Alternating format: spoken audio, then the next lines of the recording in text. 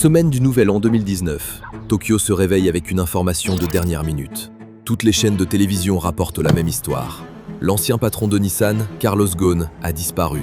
Tout le Japon repasse en boucle les images de son arrestation et se demande comment le pays a pu perdre son accusé le plus célèbre, pourtant placé sous une surveillance extrême depuis 10 mois.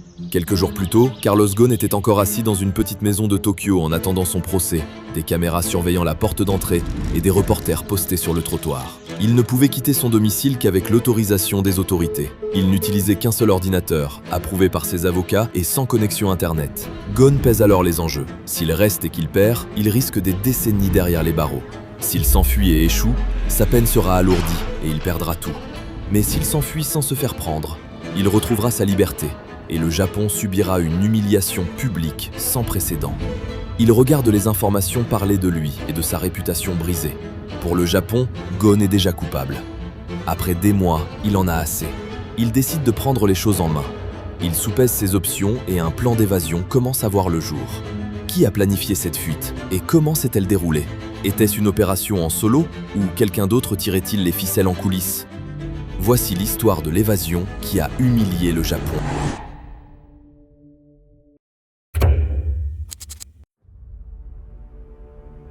Avant l'arrestation et le scandale, il y avait l'Empire. Paris, 1978.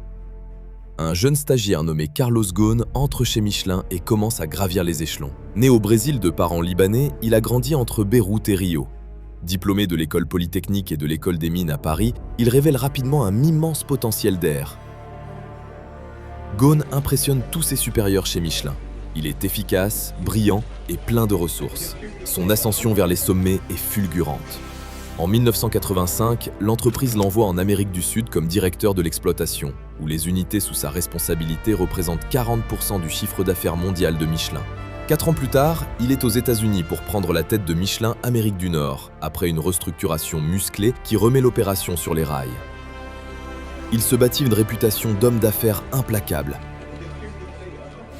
En 1996, il rejoint Renault. Il dessine un plan de réduction des coûts de 20 milliards de francs et gagne un nouveau surnom, le Cost Killer.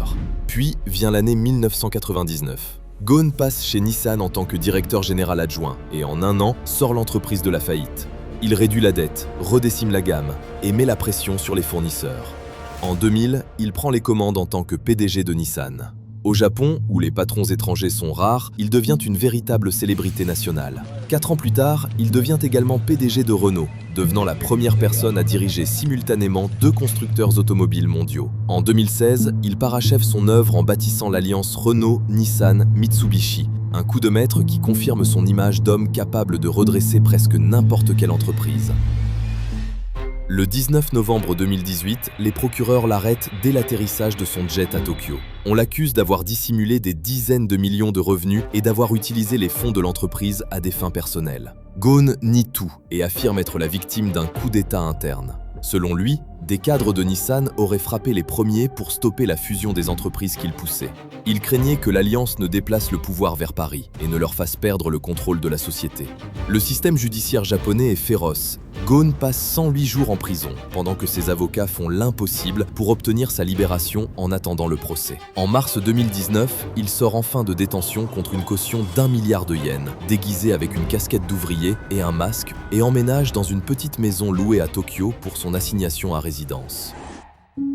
L'assignation à résidence n'était pas de tout repos. Les règles sont strictes. Il doit rendre ses passeports, une caméra filme sa porte d'entrée en permanence, et il a interdiction de contacter quiconque est lié à l'affaire. Pas d'internet à la maison. S'il a besoin d'un ordinateur, il doit se rendre au bureau de ses avocats, approuvé par le tribunal, sans accès aux emails ni aux messageries. Chaque appel et chaque visite sont consignés. Quelques semaines plus tard, les procureurs l'arrêtent à nouveau pour de nouvelles accusations d'abus de confiance. Il retourne en détention, puis obtient une seconde caution en avril 2019 à des conditions encore plus dures. Le tribunal lui interdit tout contact avec sa femme. Il ne peut parler ni aux figures clés de Nissan, ni aux témoins potentiels. Voit ses alliés prendre leur distance et les gros titres le présentaient déjà comme coupable. L'idée de s'échapper commence alors à germer. Son raisonnement est simple. Au Japon, le taux de condamnation est de 99%.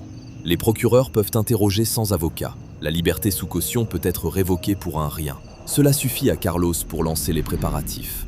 Ils montent une équipe articulée autour de 3 piliers. D'abord, un cerveau logistique capable de tracer un itinéraire d'Osaka à Beyrouth. Ensuite, des éclaireurs sur le terrain, des observateurs discrets pour cartographier chaque caméra autour de sa maison et repérer une fenêtre de tir pour s'éclipser sans être vu. La troisième pièce du puzzle, une caisse de matériel de musique capable de franchir la sécurité sans éveiller les soupçons. Pendant un certain temps, l'équipe prépare sa mission, vérifiant et répétant chaque détail pendant que Carlos attend patiemment. Fin décembre, le plan est devenu un automatisme. L'équipe est prête et la mission est lancée. Fin d'après-midi à Tokyo. Gon quitte la maison en civil, portant une casquette, un masque et un manteau sombre. Il ne court pas. Il marche calmement et se fond dans la circulation. Il haile un taxi et se dirige vers la gare de Shinagawa. Les caméras de surveillance montreront plus tard 2 hommes qui l'y attendent. Tous 3 montent à bord d'un Shinkansen, le train à grande vitesse, en direction d'Osaka. Ces 2 hommes sont des Américains, Michael Taylor et son fils Peter. À 20h, Gon arrive dans un hôtel d'affaires réservé sous un nom d'emprunt discret. Dans la chambre, il enfile des vêtements de voyage simples et attend. En bas, les 2 mêmes hommes arrivent, habillés comme une petite équipe de techniciens du son, poussant d'énormes caisses d'instruments et des câbles enroulés. Ils ne s'arrêtent pas à la réception. Ils prennent l'ascenseur et se dirigent droit vers la chambre de Carlos. À 22h, les caméras montrent l'équipe technique sortant de l'hôtel, poussant ce qui semble être une lourde caisse de matériel audio. Ce qu'elle ne montre pas, c'est que Carlos Ghosn est recroquevillé à l'intérieur. L'équipe se dirige vers la zone des jets privés de l'aéroport du Kansai. L'enjeu crucial était l'inspection, le risque que Carlos soit découvert lors du passage de la caisse. L'aéroport du Kansai avait été choisi pour la souplesse de ses procédures à l'époque. Les terminaux privés peuvent être tolérants avec le matériel encombrant selon l'installation et l'opérateur. Les bagages des jets privés n'étaient pas systématiquement passés au rayon X, et les caisses trop grandes pour les scanners n'étaient souvent pas ouvertes pour un contrôle visuel. L'équipe avait repéré plusieurs aéroports précisément pour cette faille. Ils ont parié sur une zone grise procédurale. Un agent vérifie les papiers, fait confiance au manutentionnaire et laisse passer. Et c'est exactement ce qui s'est produit. L'énorme caisse cachant Carlos Ghosn roule sans encombre.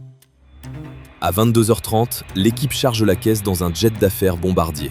À 23h10, l'avion décolle pour l'aéroport Atatürk d'Istanbul. Ghosn décrira ces 30 minutes d'attente comme les plus longues de sa vie. En Turquie, l'équipe change d'avion et d'équipage pour brouiller les pistes. De là, Ghosn s'envole vers le Liban à bord d'un second jet privé. À Tokyo, un contrôle de routine se transforme rapidement en une information nationale choc. Ghosn n'est pas chez lui.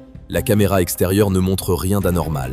Les aéroports sont immédiatement alertés, mais aucun registre ne mentionne de tampon de sortie. Le prévenu le plus surveillé du Japon s'est volatilisé sans passer par un seul poste de contrôle. Mais au moment où les caméras s'agglutinent devant son ancien immeuble à Tokyo, il est déjà à Beyrouth. Il atterrit avant l'aube. Pour la première fois depuis des mois, il n'y a pas de caméra à sa porte pour le surveiller, mais seulement des caméras qui attendent une déclaration de sa part. Il a quitté la surveillance la plus stricte du Japon sans laisser la moindre trace derrière lui. Cette opération ressemble plus à un film d'action qu'à la réalité. Pourtant, Carlos Ghosn l'a accompli en 4 étapes, à travers 2 continents. Réveillon du Nouvel An 2020 au Japon. Le choc est immédiat. The ousted chairman of Nissan has fled Japan, where he was awaiting trial for financial crimes. Carlos Ghosn has fled house arrest in Tokyo. Comment un système de liberté sous caution, conçu pour être étouffant, a-t-il pu laisser l'accusé le plus célèbre du pays s'en aller ainsi? L'information est humiliante. Les procureurs révoquent immédiatement la caution de 14 millions de dollars de Ghosn et lancent des mandats d'arrêt internationaux. Pourtant, malgré ces mandats, le gouvernement libanais refuse de l'extrader. Le Japon et le Liban n'ont aucun traité d'extradition. Tant que Carlos Ghosn détient la citoyenneté libanaise, il n'y a aucune chance qu'il soit renvoyé au Japon. Dans le même temps, le Japon durcit ses mesures de sécurité. Les politiques aéroportuaires et les conditions de mise en liberté sous caution deviennent plus sévères et les politiciens exigent des réformes. L'évasion de Ghosn a modifié les mesures de sécurité dans les terminaux privés du monde entier. La courtoisie accordée aux passagers VIP peut parfois se retourner contre les autorités et provoquer des scandales internationaux. When was the moment that you really understood Nissan and the establishment had turned against you? Well, it took 24 hours for me to realize that because I was arrested on November 19, 2018. Frankly, I was shocked by the motive of the arrest. And the first thing I asked is make sure that Nissan knows about it if they can send me a lawyer. And the second day from this, I received a visit from the French ambassador. And the French ambassador told me, Nissan turning against you. And this is where I realized the whole thing was a plot. Michael et Peter Taylor ont depuis été remis au Japon par les États-Unis et font désormais face à 3 ans de prison pour avoir aidé Ghosn à s'évader. Ghosn, de son côté, présente sa fuite comme un combat contre ce qu'il appelle la justice de l'otage. De longues détentions provisoires, des pressions pour obtenir des aveux et des droits de la défense restreints. Il affirme au monde entier qu'il n'a pas fui la justice. Selon lui, il a dû humilier le système judiciaire japonais qu'il avait trahi pour espérer trouver une véritable justice. Ce fut une évasion mémorable, le genre de scénario que l'on attendrait d'une production hollywoodienne. Sauf que cette fois, ce n'était pas du cinéma, c'était la réalité.